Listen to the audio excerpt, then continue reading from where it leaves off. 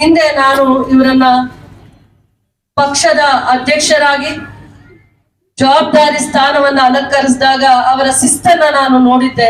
ತದನಂತರ ದಿನಗಳಲ್ಲಿ ಹಂತ ಹಂತವಾಗಿ ಜವಾಬ್ದಾರಿಯನ್ನ ಅಲಂಕರಿಸಿದಾಗ ಅವರು ಕಷ್ಟಗಳನ್ನ ಮೆಟ್ಟು ನಿಂತು ಪಕ್ಷಕ್ಕೆ ಆನೆ ಬಲವಾಗಿ ನಿಂತು ಪಕ್ಷವನ್ನ ಸಂಘಟನೆಯನ್ನ ಮಾಡ್ತಾರೆ. ನಿಸ್ವಾರ್ಥವಾದ ಸೇವೆಯನ್ನ ಮಾಡ್ತಾ ತನಗೆ ಬಂದ ಅಪಮಾನವನ್ನ ನುಂಗಿ ತನ್ನ ಸಿದ್ಧಾರ್ಥ ಮೆಡಿಕಲ್ ಕಾಲೇಜ್ ಇನ್ಸ್ಟಿಟ್ಯೂಷನ್ ಅಲ್ಲಿ ತನ್ನ ತಂದೆ ದಾರಿಯನ್ನ ನಡೆದು ಇಡೀ ರಾಜ್ಯಕ್ಕೆ ಮಾದರಿಯಾಗಿರುವಂತಹ ಶೈಕ್ಷಣಿಕ ಸಂಸ್ಥೆ ವಿದ್ಯಾಸಂಸ್ಥೆಗಳನ್ನ ಕಟ್ಟಿ ಬಡ ಮಕ್ಕಳಿಗೆ ಪೋಷಕರಾಗಿ ನಿಂತು ಮೆಡಿಕಲ್ ಕಾಲೇಜು ಇಂಜಿನಿಯರಿಂಗ್ ಕಾಲೇಜಲ್ಲಿ ವಿದ್ಯಾರ್ಥಿಯ ಮಕ್ಕಳನ್ನ ಯಾವ ದಸೆಯಲ್ಲಿ ನಡೆಸಬೇಕು, ದೇಶಕ್ಕೆ ಯಾವ ರೀತಿ ಅವರ ಸಂಸ್ಥೆ ಅವರು ಆಸ್ತಿ ಆಗ್ಬೇಕು ಅನ್ನುವಂತ ವಿಚಾರದಲ್ಲಿ ಮಾತನ್ನೇ ಮಾತಾಡದೆ ನಡೆದಂತ ಪುಣ್ಯ ಪುರುಷರು ಇವತ್ತು KGF ಕ್ಷೇತ್ರ, ಬಂಗಾರಪೇಟೆ ಕ್ಷೇತ್ರ, ಇಡೀ ಜಿಲ್ಲೆಗೆ ಒಂದು ಭವಿಷ್ಯವನ್ನ ಕಟ್ಟಲಿಕ್ಕೆ ನಿಸ್ವಾರ್ಥ ಮನೋಭಾವವನ್ನ ಮೈಗೂಡಿಸ್ಕೊಂಡು ಯಾವುದೇ ಅವಮಾನಕ್ಕೆ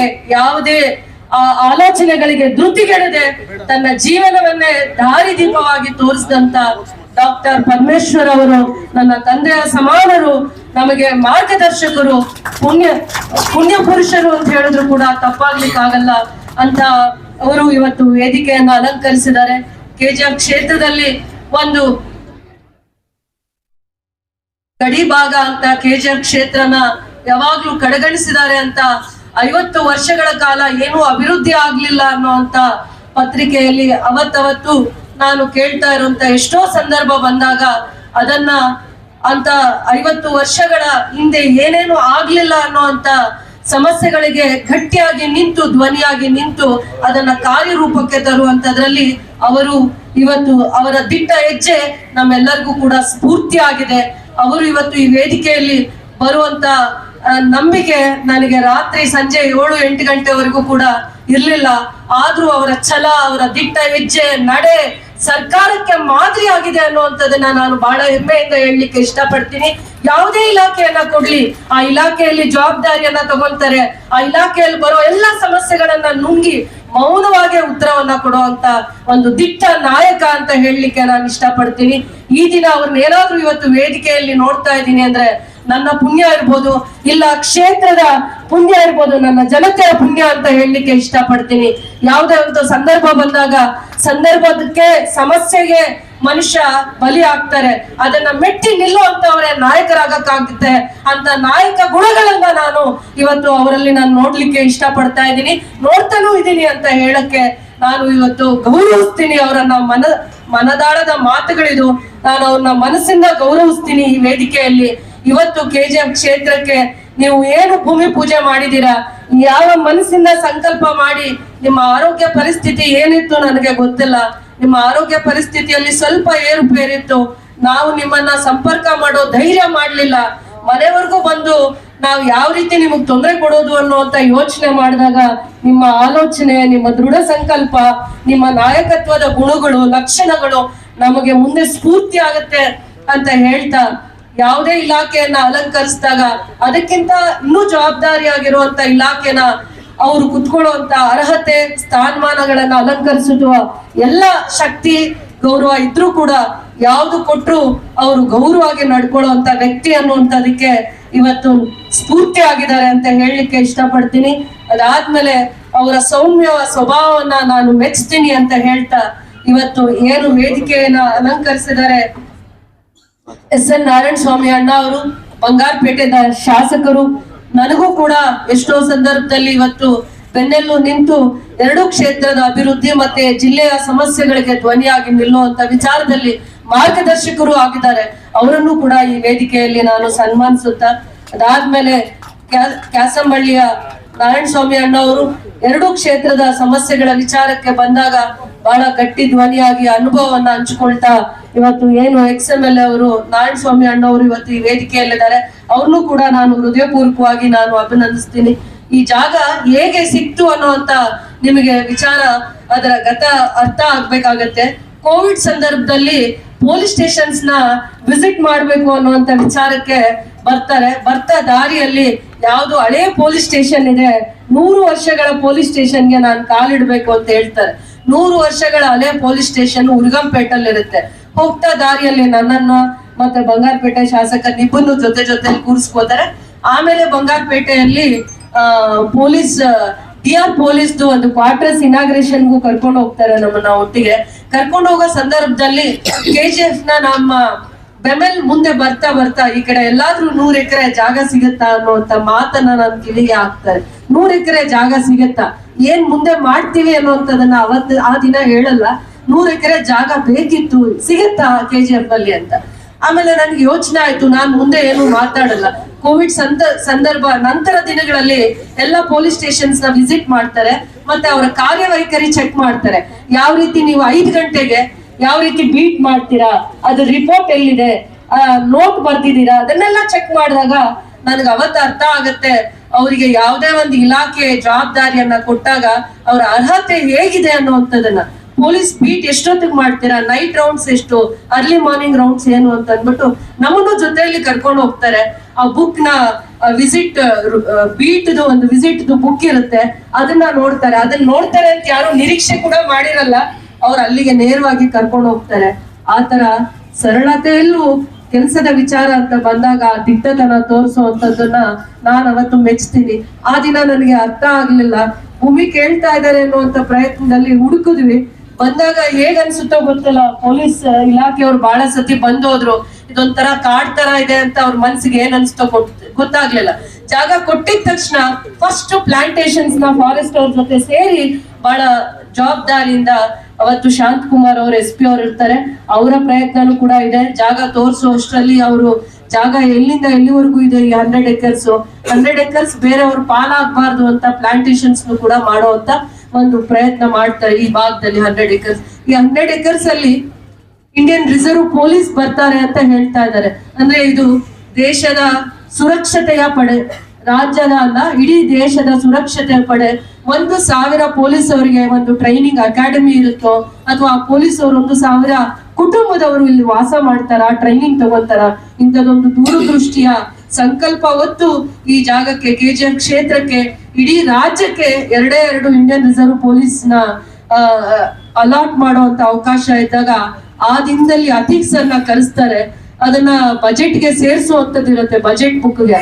ನನಗೆ ಕರ್ನಾಟಕ ಪೊಲೀಸ್ ಟ್ರೈನಿಂಗ್ ಅಕಾಡೆಮಿ ಕೊಟ್ಟಿದ್ರು ಸಾಕಾಗಿತ್ತು, ನಾನು ಚಿಕ್ಕ ಪ್ರಸಾದನ ಕೇಳಲಿಕ್ಕೆ ಹೋಗ್ತೀನಿ, ಆದ್ರೆ ಅವರು ಅಕ್ಷಯ ಪಾತ್ರೆಯನ್ನ ಕೊಡ್ತಾರೆ ಅನ್ನುವಂತ ಸತ್ಯ ನನಗೆ ಅವತ್ತು ಗೊತ್ತಾಗಿಲ್ಲ. ಚಿಕ್ಕ ಪ್ರಸಾದ, ನನ್ನ ಕ್ಷೇತ್ರಕ್ಕೆ ಪೊಲೀಸ್ ಏನೋ ಒಂದು ಟ್ರೈನಿಂಗ್ ಅಕಾಡೆಮಿ ಅಥವಾ ಪೊಲೀಸ್ ಸಂಸ್ಥೆ ಯಾವುದೇ ಒಂದು ಬಂದ್ರು ಒಂದು ಭದ್ರತೆ ಬರುತ್ತೆ ಅನ್ನುವಂತ ನಂಬಿಕೆ. ಯಾಕೆಂದ್ರೆ ಬರುವಂತ ದಿನಗಳಲ್ಲಿ 1,000 ಎಕರೆ ಜಾಗ ಇದೆ KGFದು. KGF 1000 ಎಕರೆ ಜಾಗದಲ್ಲಿ, ಅಂದ್ರೆ ಬೆಮಲಿಂದ ವಾಪಸ್ ತಗೊಂಡಿರುವಂತ 1000 ಎಕರೆ ಜಾಗದಲ್ಲಿ ಇಂಡಸ್ಟ್ರಿಯಲ್ ಏರಿಯಾ ಡೆವಲಪ್ ಆಗ್ತಾ ಇದೆ. ಬರುವಂತ ಇಂಡಸ್ಟ್ರಿಯಲಿಸ್ಟ್ ಯಾರೇ 1,000 ಕೋಟಿ ಇನ್ವೆಸ್ಟ್ ಮಾಡುವಂತವ್ರು, 5,000 ಕೋಟಿ ಇನ್ವೆಸ್ಟ್ ಮಾಡುವಂತವ್ರು, 10,000 ಕೋಟಿ ಇನ್ವೆಸ್ಟ್ ಮಾಡುವಂತವ್ರು, ಇಂಟಿಗ್ರೇಟೆಡ್ ಮತ್ತೆ ಇಂಡಸ್ಟ್ರಿಯಲ್ ಟೌನ್ಶಿಪ್ ಎರಡೂ ಕೂಡ KGF ಕ್ಷೇತ್ರ ಮತ್ತೆ ಬಂಗಾರಪೇಟೆ ಕ್ಷೇತ್ರಕ್ಕೆ ಹೊಂದಿಕೊಂಡೇ ಇರುವಂತದ್ದು. ಬರುವಂತ ಯಾವುದೇ ಒಬ್ಬ ಇಂಡಸ್ಟ್ರಿಯಲಿಸ್ಟ್ ಯೋಚನೆ ಮಾಡ್ತಾನೆ, ದೂರದೃಷ್ಟಿ ಯೋಚನೆ ಮಾಡ್ತಾನೆ, KGFಗೆ ನಾವು ಒಂದು ಇಂಡಸ್ಟ್ರಿ ತಗೊಂಡು ಹೋಗ್ಬೇಕಂದ್ರೆ ಏನ್ ಲಾಭ ಇದೆ ಅಂತ. ಇತ್ತೀಚೆಗೆ 4-5 ತಿಂಗಳಲ್ಲಿ ಒಂದು ಟಾಯ್ ಇಂಡಸ್ಟ್ರಿ ರಿಜಿಸ್ಟ್ರೇಷನ್ ಮಾಡಿದೆ. ಅದಾದ್ಮೇಲೆ ಏರೋಸ್ಪೇಸ್ ಇಂಡಸ್ಟ್ರಿ ಕೂಡ ರಿಜಿಸ್ಟ್ರೇಷನ್ ಮಾಡ್ಕೊಂಡಿದ್ದಾರೆ. ಎಲ್ಲ MOUs ಅಂದ್ರೆ ಸರ್ಕಾರದ ಹಂತದಲ್ಲಿ ಏನೇನು ಮಾನದಂಡಗಳಿದಾವೆ ಅವನ್ನೆಲ್ಲ ಅವರು ಪರಿಪೂರ್ತಿ ಮಾಡ್ತಾ ಇದ್ದಾರೆ.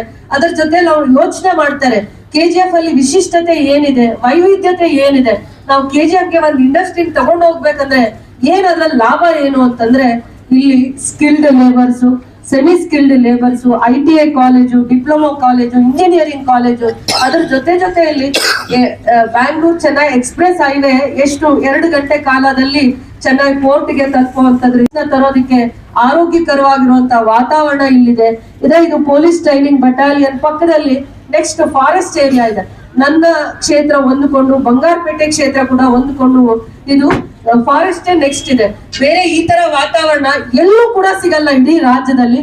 30 ಎಕರೆಯಲ್ಲಿ ನಂದಿ ಬೆಟ್ಟದಲ್ಲಿ ಕೊಟ್ಟಿದ್ದಾರೆ, 100 ಎಕರೆಯಲ್ಲಿ KGF ಕ್ಷೇತ್ರಕ್ಕೆ ಇಂತ ರಿಸರ್ವ್ ಪೊಲೀಸ್ ಟ್ರೈನಿಂಗ್ ಬಟಾಲಿಯನ್ ಕೊಟ್ಟಿದಾರ, ಅಥವಾ ಇದೊಂದು ಕ್ಯಾಂಪಸ್ ಆಗತ್ತಾ, ಅಕಾಡೆಮಿ ಆಗತ್ತಾ, ಇಂತ ದೂರದೃಷ್ಟಿನ ಅವ್ರ ಮನಸ್ಸಲ್ಲಿ ಇದ್ದಿದ್ದಕ್ಕೋಸ್ಕರ ಇಡೀ ಕ್ಷೇತ್ರದ ಜನತೆಯ ಪರವಾಗಿ ಯಾರ್ಯಾರು 25 ವರ್ಷಗಳಿಂದ ನಮ್ಮ ಕೆಜಿಎಫ್ ಕ್ಷೇತ್ರದಿಂದ, ಬಂಗಾರಪೇಟೆ ಕ್ಷೇತ್ರದಿಂದ ವಿದ್ಯಾವಂತ ಯುವಕರು ಯುವತಿಯರು ಉದ್ಯೋಗವನ್ನ ಆರಿಸಿ ಬೇರೆ ಬೇರೆ ಕಡೆ ಹೋಗಿ ತಮ್ಮ ಜೀವನವನ್ನ ಅಂದ್ರೆ ಉದ್ಯೋಗವನ್ನ ಆರಿಸಿ ಬೇರೆ ಕಡೆ ಹೋಗಿ ದುಡಿದು ಬದುಕ್ತಾ ಇರುವಂತ ಕೈಗಳಿಗೆ ಬರುವಂತ ದಿನಗಳಲ್ಲಿ ಉದ್ಯೋಗ ಸೃಷ್ಟಿ ಮಾಡ್ಲಿಕ್ಕೆ ಇದು ಒಂದು ಶಕ್ತಿ, ಅಂದ್ರೆ ರಕ್ಷಣಾ ಪಡೆ ಒಂದು ಶಕ್ತಿ.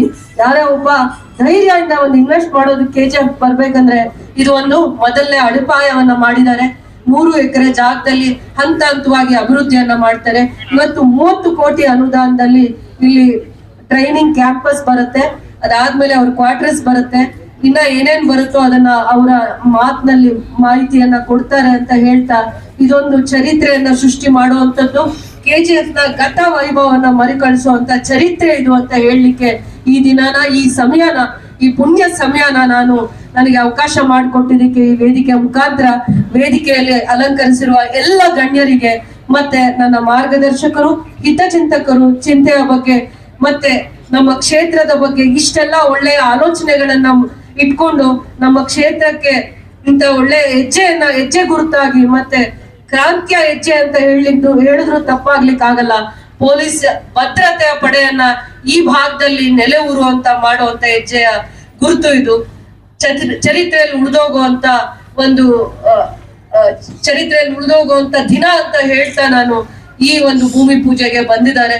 ಅವರಿಗೆ ನಾನು ಗೌರವನ್ನ ತೋರಿಸ್ತಾ ಇಡೀ ಕ್ಷೇತ್ರದ ಜನ ಪರವಾಗಿ ಕೂಡ ನಾನು ಅಭಿನಂದಿಸ್ತೀನಿ. ಇವತ್ತು ಏನು ನೀವು ಕೆಜಿಎಫ್ ಕ್ಷೇತ್ರದ ಜನ, ಬಂಗಾರಪೇಟೆ ಕ್ಷೇತ್ರದ ಜನ ಅಭಿಮಾನದಿಂದ ಬಂದಿದ್ದೀರಾ, ಇವತ್ತು ಅವರಿಗೆ ತೋರಿಸ್ತಾ ಇದ್ದೀರಾ, ಗೌರವವನ್ನ ತೋರಿಸ್ತಾ ಇದ್ದೀರಾ, ಇದು ನಾವು ಮಾಡಿರುವಂತ ಪುಣ್ಯ. ಇಲ್ಲ ಅಂದ್ರೆ ಇಂತ ಎಲ್ಲಾ ಕಾರ್ಯಕ್ರಮಗಳು, ಸರ್ಕಾರದ ಕಾರ್ಯಕ್ರಮಗಳನ್ನ, ಯೋಜನೆಗಳನ್ನ ಕೆಜಿಎಫ್ ಗೆ ತರ್ತೀನಿ ಅನ್ನುವಂತ ನಂಬಿಕೆ ನನ್ಗೆ ಇರ್ಲಿಲ್ಲ. ನಾವು ಏನು ಅಂಬೇಡ್ಕರ್ ಜ್ಞಾನ ಮಂದಿರ ಮಾಡ್ಬೇಕು ಅಂತಿದೀವಿ, ಸೈನ್ಸ್ ವಿಜ್ಞಾನ ಕೇಂದ್ರವನ್ನ ತರಬೇಕು ಅಂತ ಪ್ರಯತ್ನ ಮಾಡ್ತಾ ಇದೀವಿ. ಇವೆಲ್ಲದಕ್ಕೂ ಕೂಡ ಈ ಒಂದು ಸುರಕ್ಷತೆಯ ಅವಶ್ಯಕತೆ ಇತ್ತು. ಇಲ್ಲಿ ಒಂದು ಪೊಲೀಸ್ ಟ್ರೈನಿಂಗ್ ಪಡೆ ಈ ಜಾಗದಲ್ಲಿದ್ರೆ ಬೇರೆ ಯಾರು ಅಲ್ಲಿ ಭೂಮಿಯ ವಿಚಾರದಲ್ಲಿ, ಕೆಲಸದ ವಿಚಾರದಲ್ಲಿ, ಇಂತ ಯಾವುದೋ ಒಂದು ಕ್ಷೇತ್ರಕ್ಕೆ ನಾವು ಯಾವ ರೀತಿ ಮಾದರಿ ಆಗ್ತೀವಿ, ನನ್ನಿಂದ ಏನ್ ಸೇವೆ ಆಗಿದೆ, ಯಾವ ರೀತಿ ಜನ ನನ್ನನ್ನ ಗುರ್ತಿಸಿದ್ದಾರೆ, ಅವರಿಗೆ ಯಾವ ರೀತಿ ನಾನು ಗೌರವ ಕೊಟ್ಟಿದ್ದೀನಿ ಅನ್ನೋದಕ್ಕೆ ಇದೊಂದು ಆಲೋಚನೆಯ ಜೊತೆಯಲ್ಲಿ ಇದೊಂದು ಗೌರವದ ಸಂಕೇತ. ಇವೆಲ್ಲ ಇಲಾಖೆಗಳು, ಯಾವುದೇ ಇಲಾಖೆ ಆಗ್ಲಿ ಇವತ್ತು ಕೆಜಿಎಫ್ ಕ್ಷೇತ್ರದಲ್ಲಿ ನೆಲೆ ಊರ್ಬೇಕು ಅಂದ್ರೆ ಕಾಂಗ್ರೆಸ್ ಪಕ್ಷ ಮತ್ತೆ ಕಾಂಗ್ರೆಸ್ ಪಕ್ಷದ ಮುಖಂಡರ ನಡೆಯನ್ನ ನಾನು ಅಭಿನಂದಿಸ್ತೀನಿ, ಆರಾಧಿಸ್ತೀನಿ ಅಂತ ಹೇಳ್ತಾ ಈ ಒಂದು ಅವಕಾಶಕ್ಕಾಗಿ ಎಲ್ಲರಿಗೂ ನಾನು ಧನ್ಯವಾದಗಳನ್ನ ಹೇಳ್ತೀನಿ. ಯಾರ್ಯಾರು ಗೌರವವಾಗಿ ದೂರದ ಊರುಗಳಿಂದ ಬಂದಿದ್ದೀರಾ, ಇದು ನಮ್ಮ ಕ್ಷೇತ್ರಕ್ಕೆ ಒಲಿದು ಬರ್ತಾ ಇರುವಂತ ಲಕ್ಷ್ಮಿ ಸರಸ್ವತಿ ಅಂತ ನಾವು ನೆನೆಸ್ಬೇಕು. ಯಾವತ್ತು ಕೆಜಿಎಫ್ ನಲ್ಲಿ ಗತ ವೈಭವ ಮರುಕಳಿಸ್ಲೇ ಇಲ್ಲ ಅಂತ ನಾವು ಪತ್ರಿಕೆಯಲ್ಲಿ ನಾವು ಓದ್ತಾ ಇದ್ವಿ. ಬರುವಂತ ಭವಿಷ್ಯದ ದಿನಗಳಲ್ಲಿ ಕಾಂಗ್ರೆಸ್ ಸರ್ಕಾರ ಉದ್ಯೋಗ ಕ್ರಾಂತಿಯನ್ನ ಮತ್ತೆ ಸುರಕ್ಷತೆ ಪಡೆಯನ್ನ ಬರುವಂತ ದಿನಗಳಲ್ಲಿ ಕೆಜಿಎಫ್ ಮಾದರಿ ಆಗತ್ತೆ, ಬಂಗಾರಪೇಟೆ ಕೆಜಿಎಫ್ ಕ್ಷೇತ್ರ 2 ಮಾದರಿ ಆಗತ್ತೆ ಅಂತ ಆ ದೂರದೃಷ್ಟಿಯಿಂದ ನಮ್ಮ ಸರ್ಕಾರ, ಮುಖಂಡರು, ಮಂತ್ರಿಗಳು ಸೇವೆ ಮಾಡಿದ್ದಾರೆ ಅಂತ ಅದ್ರ ಎಲ್ಲ ಫಲಾನು ಇವತ್ತು ನಾನು ಡಾಕ್ಟರ್ ಪರಮೇಶ್ವರ್ ಅವರಿಗೆ ಆಶೀರ್ವಾದ ಲಭಿಸ್ಬೇಕು.